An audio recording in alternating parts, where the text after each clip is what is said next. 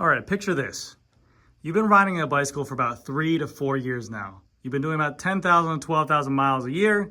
You've been putting out really good numbers and very happy with your performance. You're looking to go ahead and upgrade yourself to a new bicycle. You go to the local bicycle store, you go ahead and do a test ride, you hop on the latest and greatest bicycle, so-called an SL8, a Cervelo S5, a Trek Madone, whatever it might be. You get on that bicycle, you take one pedal stroke on it, and you're blown away. Wow, this bicycle feels super snappy. This bicycle feels way more responsive than that bicycle. This bicycle is the bee's knees. Is this a case of just way better engineering and different materials being used, or does editor, take that out. Or does carbon fiber have a shelf life? Now you guys might be asking yourself, Grant, what do you mean by this? Well, just like anything in life, after you use it and abuse it over and over and over again, can carbon fiber start to wear out? Can it not have that fresh, snappy feeling that it once did? After all those miles, after all those wattages, after that sprint you're doing 900, 1,000, 1,400 watts on, does it start to wear out and not feel as snappy as it once was? I used to play hockey since I was a little kid, all the way through high school, travel teams, what may be it. We used to use carbon fiber hockey sticks. In the pros of the NHL, hockey teams will have a budget for carbon fiber or composite sticks of about $400,000 to $500,000 for a year. In terms of replacement sticks for the teams, swapping out sticks to games. Some professional athletes on that NHL team will replace their hockey stick 2 or 3 times in that game because of the fact of the hockey stick just taking so much abuse or maybe impact to go ahead and break and everything like that. So coming from this realm, I have seen hockey sticks get used and the flex start off very stiff and over the year go ahead and get weaker and weaker and weaker, and you can visibly see it. Let me show you guys some examples of what I'm talking about. All right, so bear with me now. This is one of my old school hockey sticks. It's a carbon fiber Reebok stick that we kind of turned into a tire getter because the blade broke off, but we use it to get tires up there and stuff like that. Let me show you guys what I'm talking about.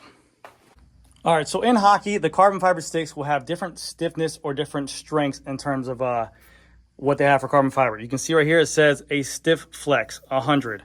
So basically what this means is that different players would choose different stiffness depending on if they're like a defenseman, they want to have a very stiff stick for slap shots. If they're a forward, they want to have maybe a little bit of a looser flex to have a better feel for the puck, or maybe a quicker shot or something like that where they have a flex shot and it goes to the net quicker. But any kind of stick will have a flex like so. You push weight down it, and you'll basically go into the store and kind of feel this out to see the flex. You can see right here, I don't know how bad it is, so I don't want to trust it, but you see when I put my weight down there, I have flex in there. So the more I use that, the more I slap shot, the more this is used during games, the more I wrist shot it, this will always wear away. When I went to a hockey camp one time, we came down to a pro shop. I went away to a hockey shop or a hockey camp in Massachusetts. And there's a pro shop where there's a bunch of old used sticks used by pros or amateurs there that I bought.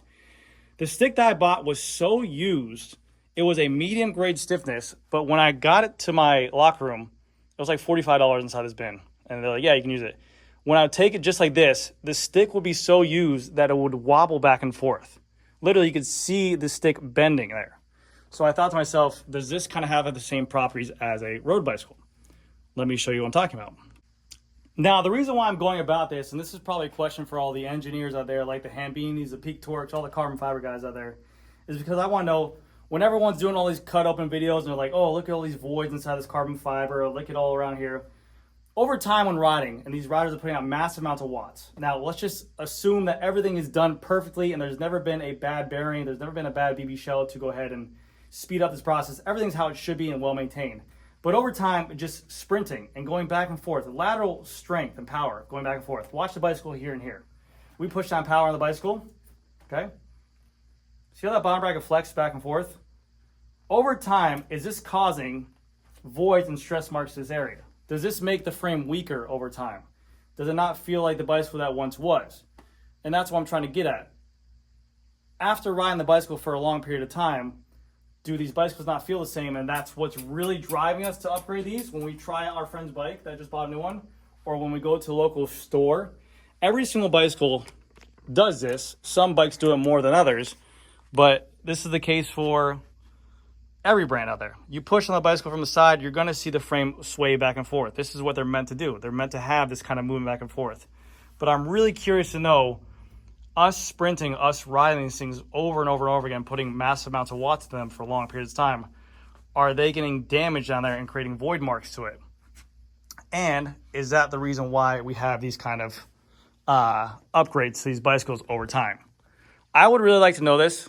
If there is an engineer or a carbon fiber guy or someone there who can answer this question, please let me know. Because in the hockey world realm, literally they're changing out sticks, like I said, 2 or 3 times a game. You can even read about it. I've did some research before I did this video. NHL team stick budgets are massive. They're even trying to make their own players pay for their sticks on their own annual salaries, because of the fact that the budget for these hockey sticks are upwards to the $500,000 to millions of dollars just for a year of one NHL season per team, because of the fact that these sticks get so used and abused during it. And is that the same thing? Is that the reason why pros only use a bicycle for one season and they change them out and they're not using them anymore? I would love to know this. So please let me know down in the comment section below if what I'm talking about is true, or do I not know what I'm talking about at all? And yeah, but there's been tons of customers that come to my store and go, this carbon fiber must have a shelf life. I'm like, you know what? I think it does. But who knows? Let me know down in the comment section below. Anyways, guys, that's going to do it for this video. Thank you guys again so much for watching, and I'll see you guys in the next video.